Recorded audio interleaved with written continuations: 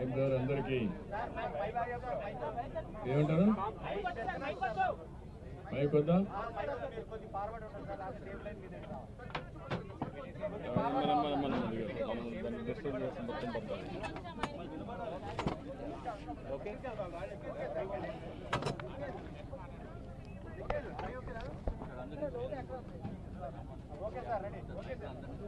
కొంచెం సైలెంట్గా ఉండండి, స్టార్ట్ చేద్దాం. ఓకే, అందరికీ నమస్కారాలు. ఈరోజు ఒక అత్యంత విషాదకరమైన సంఘటన, బాధాకరమైన సంఘటన. ఏదైతే పహల్గామ్లో జరిగినటువంటి టెర్రరిస్ట్ కాల్పులు భారతదేశం మొత్తం షాక్కు గురి చేసింది. ప్రపంచాన్ని కదిలించే పరిస్థితి తీసుకొచ్చింది. అతి దారుణంగా విహారయాత్రకు పోయినటువంటి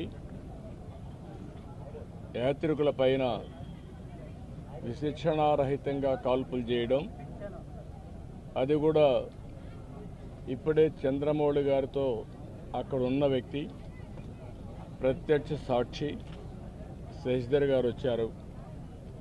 ఆయనతో మాట్లాడినప్పుడు ఆయన చెప్పిన విషయం, ఏదైతే అక్కడ వీళ్ళందరూ ఉన్నారు, టాయిలెట్ కోసం బాత్రూమ్స్కి వెళ్ళారు.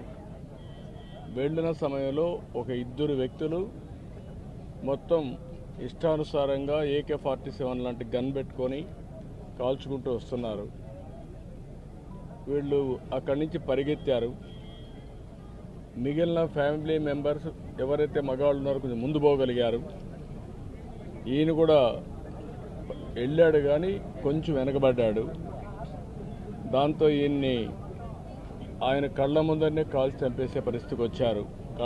కళ్ళ ఎదుటుగా చూసిన ప్రత్యక్ష సాక్షి శశిధర్ గారు. అది చూసినప్పుడు ఎంత అనాగరికంగా, మానవత్వం లేకుండా వీళ్ళు ప్రవర్తించేది ఒక ఉదాహరణ. అది కూడా భార్యాభర్తలు ఇద్దరు కపుల్స్ వెళ్ళారు. విశాఖపట్నం నుంచి ముగ్గురు కపుల్స్ వెళ్ళారు. ఆడవాళ్ళను వదిలిపెట్టి మగవాళ్ళనే కాల్చారు సెలెక్టివ్గా. అదే మరి ఇవన్నీ చూస్తే ఒక టార్గెటెడ్గా కావాలని చేశారు తప్ప ఇంకోటి కాదు. ఇది ఆర్గనైజ్డ్గా కూడా వెల్ ఆర్గనైజ్డ్గా చేశారు. గడిచిన 3-4 సంవత్సరాలుగా అక్కడ ఎలాంటి గొడవలు లేకుండా ప్రశాంతంగా ఉంది. మళ్ళీ అక్కడ అభివృద్ధి జరుగుతూ ఉంది. అదే మరి అక్కడ ఉపాధి కానీ పెద్ద ఎత్తున అనేక కార్యక్రమాలకు నాంది పలికే పరిస్థితి వచ్చింది. కాశ్మీర్ అంటే భారతదేశంలో ప్రతి ఒక్కరికి కూడా ఒక అనుసంధానం ఉంది.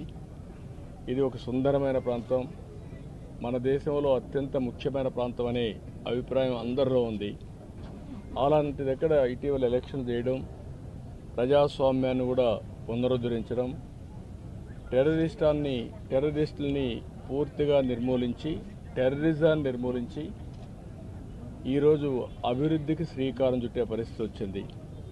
అలాంటి సమయంలో ఇలాంటి సంఘటన జరగడం చాలా బాధాకరం.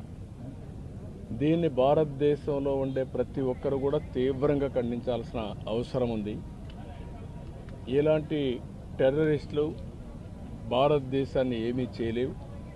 భారతదేశంలో ఒక సుస్థిరమైన ప్రభుత్వం ఉంది, సమర్థవంతమైన నాయకత్వం ఉంది, ధీటుగా ఎదుర్కొనే శక్తి సామర్థ్యాలు కలిగిన ప్రభుత్వం. అలాంటి కేంద్ర ప్రభుత్వంలో ఉండే ఈ ప్రభుత్వం మీద ఇలాంటి చిన్న చిన్న సంఘటనలతో ఏదో కావాలని డిస్ట్రాక్ట్ చేయాలని ప్రయత్నం చేయడం, ఇది వాళ్ళ అవివేకం తప్ప ఇంకొకటి కాదు. ఏదేమైనా ఇలాంటి క్లిష్ట పరిస్థితులు వచ్చినప్పుడు దేశం అంతా కూడా సమైక్యంగా నిలబడాల్సిన అవసరం ఉంది. అందరం కూడా నరేంద్ర మోడీ గారి యొక్క నాయకత్వం కింద సెంట్రల్ గవర్నమెంట్ చేసే ప్రతి ఒక్క కార్యక్రమానికి మనం సంఘీభావాన్ని తెలియజేయాల్సిన అవసరం ఉంది. ఇది దేశ సుస్థిరతకు సంబంధించిన విషయం. అలాంటి సమగ్రత సుస్థిరత దెబ్బతీసే పరిస్థితి ఎలాంటి వ్యక్తులు చేసినా